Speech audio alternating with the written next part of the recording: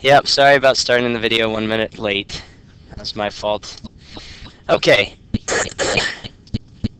Let's see here. I think this is the one that we left off on. Calculating the percentage of HF molecules. Yeah, because we did the HC, and I think that was the last one we did. Alright.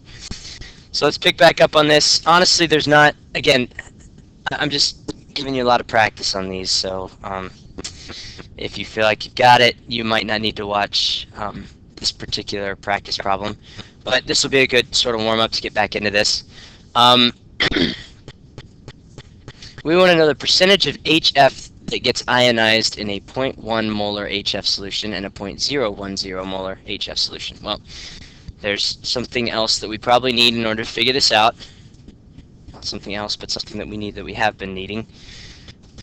I keep forgetting to put it in the notes for whatever reason. Wow, I turned right to the right page. So, what do we need for this problem in order to figure it out? We need to know the Ka of the weak acid, right? And HF is a weak acid. It's the only hydrogen with a halogen that we care about, I guess I should say. We don't care about astatine, right? That is not a strong acid. So this one, the Ka for HF, is actually relatively high compared to most of the other weak acids. It's 6.8 times 10 to the negative fourth. So as far as weak acids go, this one's decently strong. But it's still, I mean, even to the negative fourth, that's still decently weak. It's not going to dissociate that much, okay?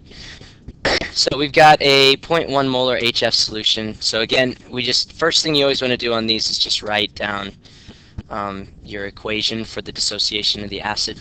So we've got HF, and I'm going to write the shorthand method here, again, because I'm a little bit lazy. And that's easier than writing it with the H2O. So there's our equation. We just need to use an ice table. Now, I don't know that I explained this as well as I should have yesterday morning, so let me try and explain this a little bit better.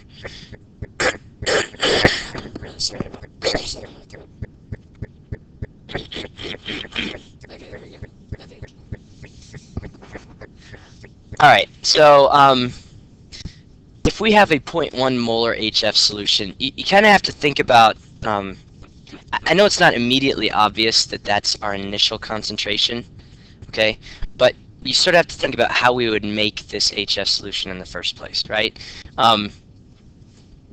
So let's say we've got some hydrogen fluoride, and that would be a gas at room temperature, alright? So we take some of that gas, we dissolve it into water, okay? And if we dissolve that into water, then at that instant when we dissolve it, we've made a 0.1 molar solution, right? Because all of our calculations, everything we figure out to make a 0.1 molar solution, we're going to figure out how much of that HF we need to dissolve in the water in order for that to happen, right?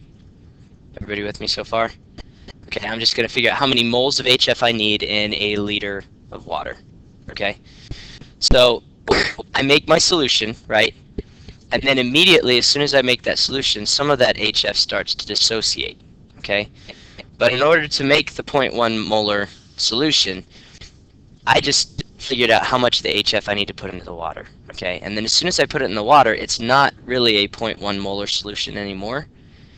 It's a little bit lower than that because some of this HF dissociates and splits apart into H plus and F minus, okay? And does that make sense?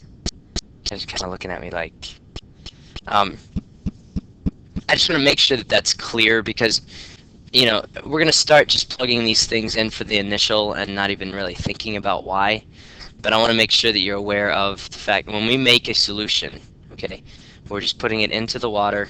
That's our initial concentration, and then it immediately becomes something different as soon as it starts reacting, okay? So we've got a 0.1 molar. It's still doing it with the weird zeros. Anyway, 0.1 molar solution here, okay? And initially, right when we add the HF into the solution, we don't have any H plus or F minus because none of it has had a chance to dissociate yet, okay? And then, again, this is just like the other ones that we've done. This is going to be minus X, plus X, and plus X. So we've got 0.01 minus x, x, and x. Those are our equilibrium concentrations. Okay? These really are going to start to all look the same after a little while. So they're really not that bad. So we got our equilibrium expression, and I'm trying to figure out where I should write this. 6.8 times 10 to the negative fourth.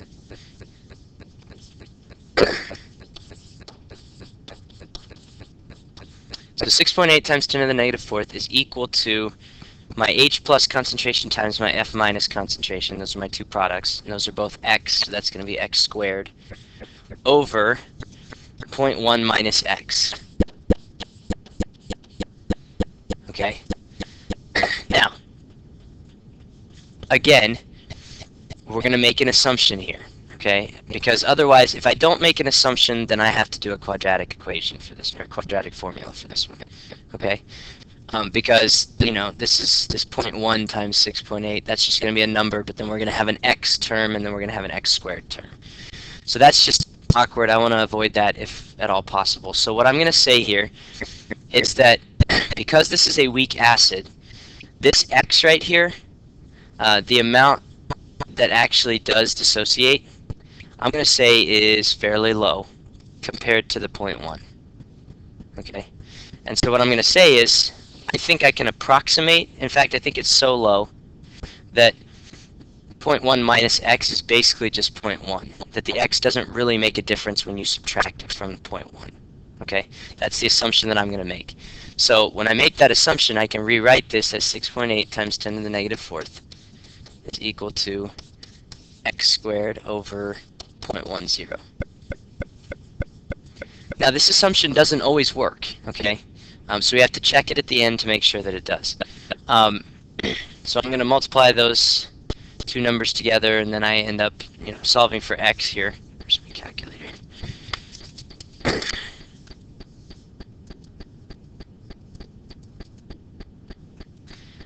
And now I'm feeling dumb for using my calculator on that part. 6.8 times 10 to the negative fifth, obviously. Take the square root of that, and your x should be 0.0082. We got two sig figs here, yeah. Okay, so they're not asking for the pH here, they're asking for the percentage of HF molecules that are ionized in that solution. Okay, so we've got 0.0082. Is that telling us how much of it gets ionized? It actually is, right? Because that's telling us our H plus and our F minus concentrations here. Okay, so we know how much we started with. We started with 0.10 molar. Out of that 0.10 molar, 0.0082 of it gets ionized. Okay, so then we need to check our assumption. Okay, we assumed that this x is going to be very small with respect to our starting concentration. So what we have to do here is, and actually we will check our simplifying assumption at the same time as we're answering the question, because it wants to know the percentage of the HF that gets ionized. So when we take 0.0082 divided by 0.1 times 100, we may have a problem here, right? Because that ends up, let's see here.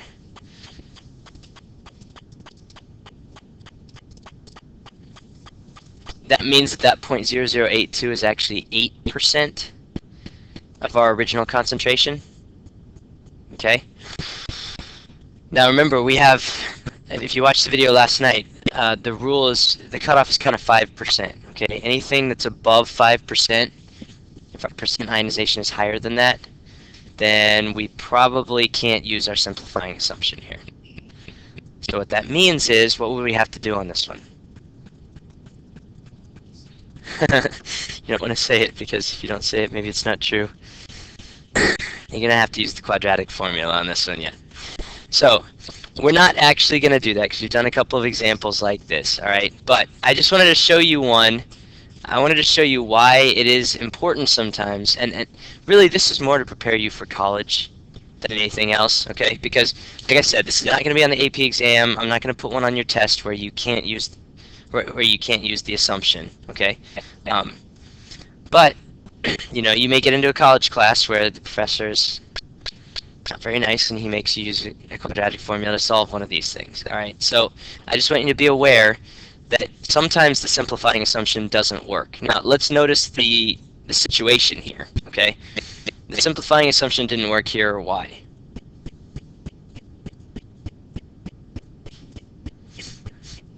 It's greater, but why is it greater than 5%? Why does that number end up being greater than 5% at the end? Okay, the initial concentration is not very high, for one thing, and then there's one other thing that kind of makes it that way.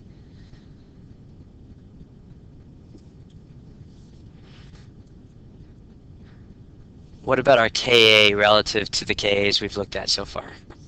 It's a little bit bigger, right? Okay, I mean, it's not huge, but it's bigger than the Kas we've looked at. So this acid actually does dissociate a little bit more than some of the others, okay? Which means that assuming that this X is insignificant is not a good assumption in this case. Okay, it actually is kind of significant here. All right, does that make sense? Okay, so that's when you'd have to be careful with that simplifying assumption. And a lot of times with HF, unfortunately, you can't make that assumption because it's got a higher Ka. All right, now, if we look at the second part of this thing, the second part has an even lower concentration, right? So there's probably no way we can make the simplifying assumption with that one. Okay, the concentration we're going to get here, I would say, is a percentage. You know, it's going to be about the same to even more. So we would have to use the quadratic formula on this problem. But I just wanted to show you one where the simplifying assumption doesn't work, because you can be aware that sometimes it doesn't. Okay, and the red flags for that again are a low concentration and a relatively high Ka. Right. Moving on. Okay, now we need to talk about polyprotic acids. Okay. So polyprotic means what it sounds like it means. Protic sort of sounds like proton, right? And when we're talking about a proton, we're talking about an H+, because an H+ has lost an electron, it's just a proton. Okay. Poly means more than one. Right, you guys know that from math, I'm sure. So polyprotic, more than one protic, more than one proton, more than one hydrogen. So examples here, H2SO3, all right? And so what happens here is for a polyprotic acid, you end up with two different Kas, all right? Now this first Ka, H2SO3, that's a fairly strong weak acid, right? One of the strongest we've seen, because its initial Ka here is 1.7 times 10 to the negative second. So as far as that first hydrogen goes, it's going to give away that first hydrogen fairly easily, okay? Now, it's still a weak acid because it does not completely dissociate when you put it into water. As you can see by the Ka, I mean, it's still kind of small, so it doesn't completely dissociate. But it dissociates quite a bit. Now, why do you think that second hydrogen is more reluctant to come off than the first one?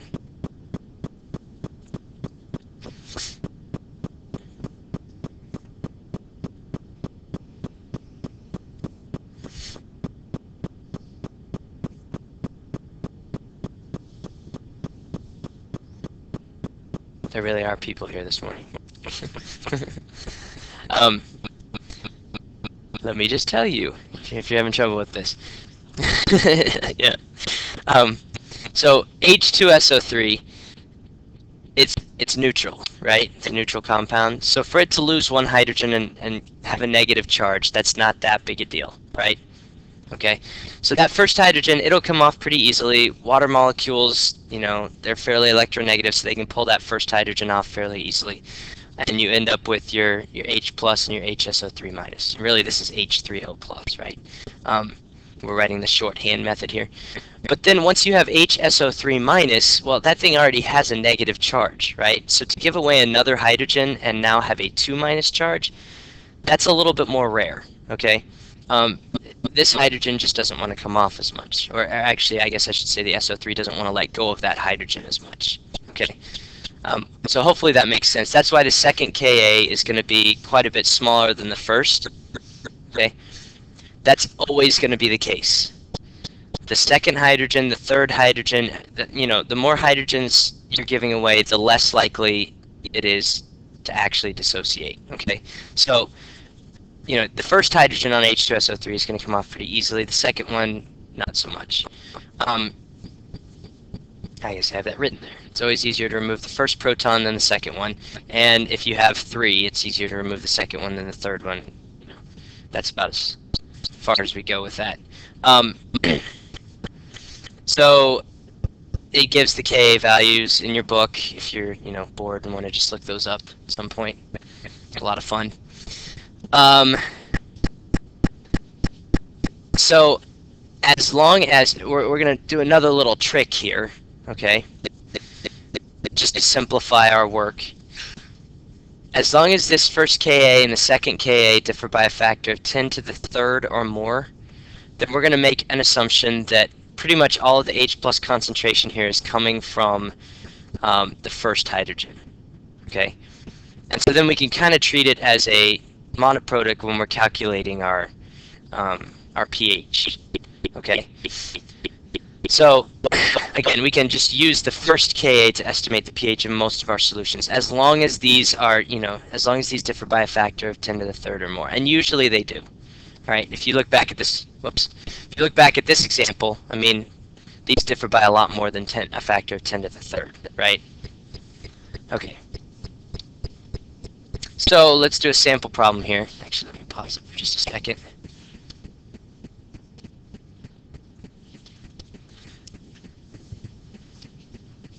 Okay. So we've got tartaric acid. Tartaric. Did I say it wrong? Sorry, tartaric. Tartaric, okay, alright. Sorry. It's a diprotic acid, and it gives us both of the Kas. Write the equilibrium equations for the ionization of this acid and identify which species would be present in the lowest amount. Okay, now first thing you might notice here is we can't use that assumption we just talked about, can we, on this one? They don't. The first Ka and the second Ka don't differ by enough. Fortunately, this question is not asking us to find the pH of this solution. Okay, so it's not that difficult of a question. But what we have to do here is actually write the equations for how this would look. Okay, and this is more commonly what you're going to see as far as like a diprotic or a triprotic acid question is more just write the equilibrium equations for the dissociations here. So the first one here, we've got H2C4 H4O6. Okay, that's our starting acid. What is the first thing that's going to happen here? Yeah, I mean, you can kind of see. It's nice that they write it like this, because then you can sort of see, okay, there's 2 hydrogens here that can probably come off of this thing. And they're telling you it's diprotic, so. All right, so one of those hydrogens is going to come off. We're going to end up with HC4 H4O6. Okay, and we just lost a hydrogen, which has a positive charge, so that's going to give us an overall negative charge for this particular molecule. And there's our H plus that came off. Okay, and I didn't leave myself a lot of room there, but I actually like to write the Ka here. So our Ka1 is 1.0 times 10 to the negative third. Okay, that's the Ka for this first reaction. Now our second reaction, you just start with this. Okay, the HC4 H4O6 minus. And that's going to further dissociate into C4H4O6. What charge? 2 minus. Plus an H plus. Okay? So it's kind of a step-by-step procedure that's happening here, a reaction that's happening here. And then the Ka2 is 4.6 times 10 to the negative fifth. Okay, so there's our 2 equations, so we answered the first part. Now the second part says identify which species in the equation would be present in the lowest amount. Okay, well let's just let's think about all these things here.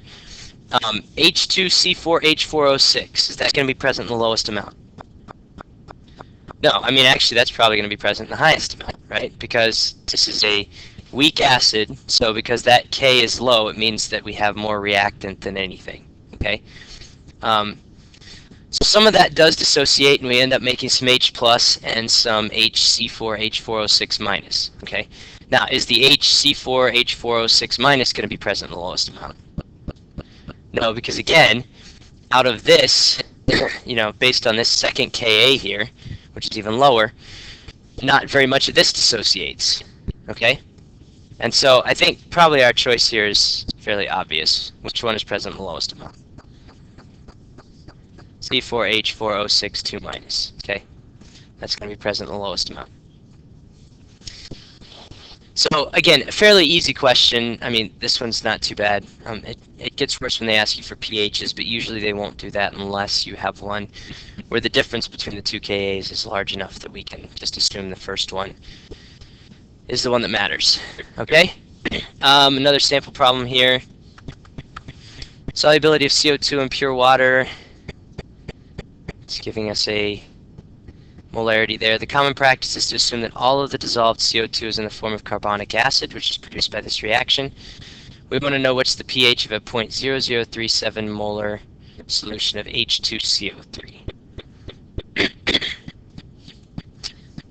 Okay. So,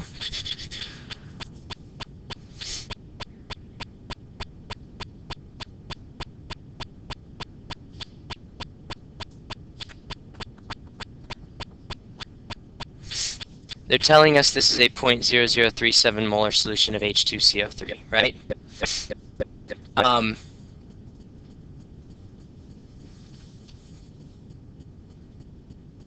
What else are they asking us here? Calculate the value of the CO3 2 minus. Okay.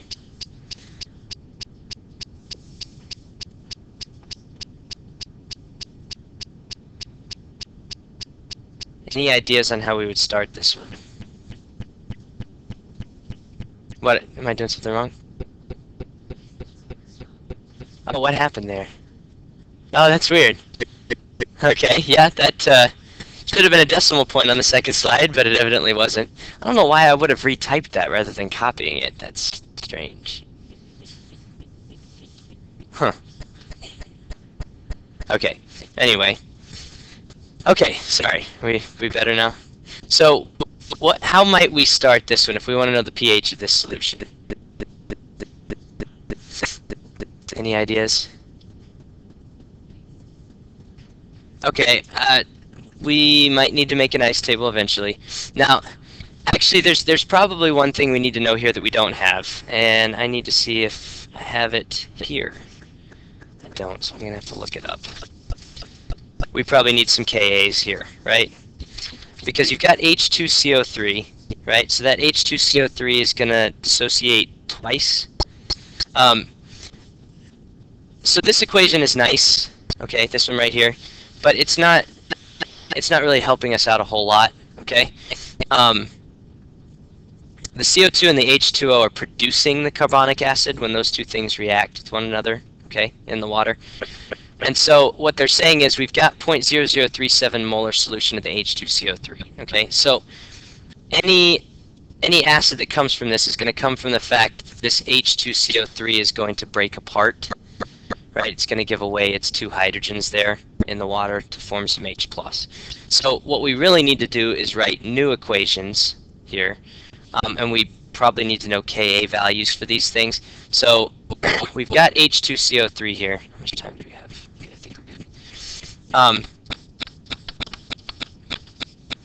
And the first association that's going to do, it's just going to give away one of its hydrogens and become HCO3 minus and H+. Okay, and then again, the Ka for this that I'm finding in the book is 4.3 times 10 to the negative 7th, okay, which is a fairly small Ka to begin with. I think that's the number I just said. And then the second Ka here is 5.6 times 10 to the negative 11th. Okay, so after this we've got the HCO3 minus further dissociating a little bit into CO3, 2 minus, and H plus. Okay, and then the Ka2 for this is going to equal 5.6 times 10 to the negative 11th.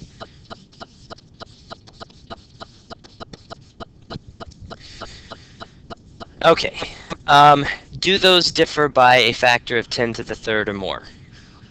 Okay, looks good. So that's a good thing, because that means that we can make the assumption that the pH is going to a very large extent, be determined by reaction number 1 here. So we can kind of treat it like some of the other problems that we've been doing, okay? So what we know here is we're starting with 0.0037 molar solution of the H2CO3. So do I have, yeah, just ignore this. This is supposed to be a decimal point. So we've got, we probably need to make an ice table for this. H2CO3. H plus HCO3 minus. Sorry, I didn't leave myself a lot of room here. But we're starting with an initial concentration of 0.0037, okay? And we can assume at the beginning point, when we first put the CO2 into the water to make that 0.0037 molar concentration, that we don't have any of the H plus or the HCO3 minus, okay? So then, we really don't know anything else here. They're not telling us anything else. They're just asking us for the pH. In order to find the pH, what do we need to find? We need to find the equilibrium concentration of H plus, okay, because then we can take the negative log of that concentration. That'll give us the pH. So this is going to go down by X. These are going to go up by X. Starts to get a little repetitive after a while, you might notice. Okay, and then we just plug that into our equilibrium expression for this first reaction. Okay, and I said that our Ka for this one is 4.3 times 10 to the negative 7th. That's going to be equal to X squared over, I think we're okay to make our simplifying assumption here. I sure hope so. So I'm going to say 0.0037, okay, and again, we'll check it at the end to make sure that that's okay. All right, but this is a pretty low Ka, so I think we're going to be okay. It is a low concentration also, but I think it's a low enough Ka that we'll be all right. So once we work that out, solve for X here.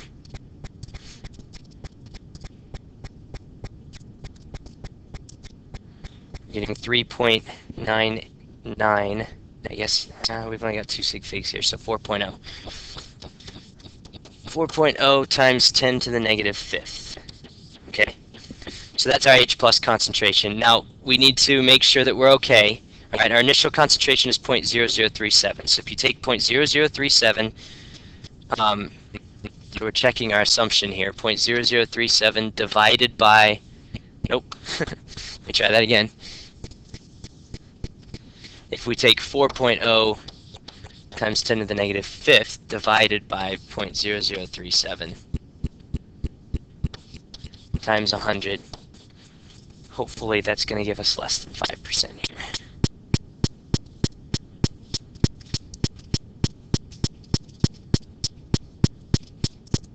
Yeah, it gives us about 1%, okay? So we're okay to make that assumption. Yeah, that one was a little bit closer than I thought it was going to be. But it's because the starting concentration was so low. That's why this one almost couldn't be solved that way. But this is fine. We've got a good X here. All right, and all we need to do is take, that X is basically the H plus concentration. And so then we just take the negative log of that number, and that's going to give us our pH. Okay, so negative log of 4 times 10 to the negative 5th. It's going to give me a pH of about 4.40,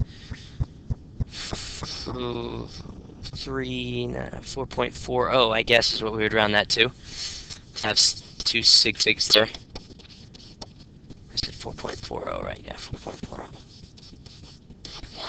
And again, we got that kind of weird situation there where, you know, the decimals, the places after the decimal are the significant figures in that number. Okay. So that is that. Now, Using the data from your previous problem, calculate the value of CO3 2- concentration. Well, that's fun. How would we do that? Yeah, I mean, except basically what we have to do here is we have to start with our HCO3- concentration, right? Because our second equation is HCO3- is going to further dissociate into H plus and CO3 2-, okay? So now we're going to say our starting concentration for the HCO3- is 4.0 times 10 to the negative fifth. And here's the tricky part. We can't say that our H plus concentration in this solution is 0 anymore, can we? Yeah. That's the unfortunate little trick on this one. It doesn't make that big of a difference. Well, it does a little bit in our calculation. It makes our calculation a little more annoying. But this H plus, what is the concentration of our H plus at this point? Also 4.0 times 10 to the negative fifth, right? And then this we can assume is 0 when we start, okay? So then we're going to have again, our minus x, our plus x, and our plus x here. Okay, so we've got 4.0 times 10 to the negative fifth minus x, 4.0 times 10 to the negative fifth plus x, and x. This just looks annoying, doesn't it? But we might be able to make this a little more simple here, okay? Our Ka for this second one we also said is very, very low, right? So it's, I'm going to have to write this up at the top, 5.6 times 10 to the negative 11th.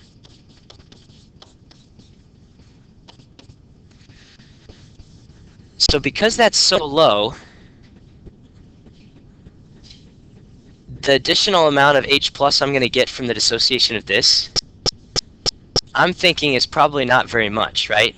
Now we already kind of said that we could assume that all of our H plus is coming from that first reaction, not from our second one, right? So let's just keep this number at 4.0 times 10 to the negative fifth, okay? Because I'm going to say 4.0 times 10 to the negative fifth plus x is probably still going to be basically 4.0 times 10 to the negative fifth when we take our sigs into account, all right? So I'm going to simplify here and here, okay? Because our Ka is so low for this one. So what I'm going to say here is I'm going to say on the top here, 4.0 times 10 to the negative fifth times x divided by 4.0 times 10 to the negative fifth is equal to our Ka. And that's actually kind of nice, right? Because what happens here? Yeah, 4.0 times 10 to the negative fifth cancels out top and bottom, and we just solved for x. Our x is actually equal to our Ka here. Okay? So our CO3 2- concentration here is going to be about 5.6 times 10 to the negative 11th molar. Now again, it would probably be a good idea to check using our simplifying assumption here. If we take our initial concentration, or actually our final concentration, 5.6 times 10 to the negative 11th, and we divide that by the 4 times 10 to the negative fifth, and multiply that by 100, then I get 1.4 times 10 to the negative fourth percent. Okay, so that's definitely small enough that we can use our assumption. Okay, does that process make sense? It's just kind of a step-by-step, you know, making sure that we're paying attention to. It's basically, you know, this starting concentration of the H2CO3, we figure out our HCO3- concentration. Then we can use that HCO3- concentration to figure out the CO3 2- concentration. But as you can see, I mean, this is incredibly low, right? Which tells us that this really doesn't happen that often. But again, you could see that just based on the Ka, right? That Ka is so small. This dissociation does not happen very often. but every once in a while. So, I mean, if you're doing a calculation that you were measuring to the 9th decimal place or something like that, then it might actually be significant. In our lab, it's not. Okay, let's see here. Calculate the pH and concentration of oxalate ion in a 0.020 molar solution of oxalic acid. I think I'm going to save that one for class because we might need some extra practice problems to do, and this is pretty much exactly like the last one that we did. Okay, so that'll give us some good practice to do in class, and that's the last one, right? Okay, all right, we'll see you guys in class.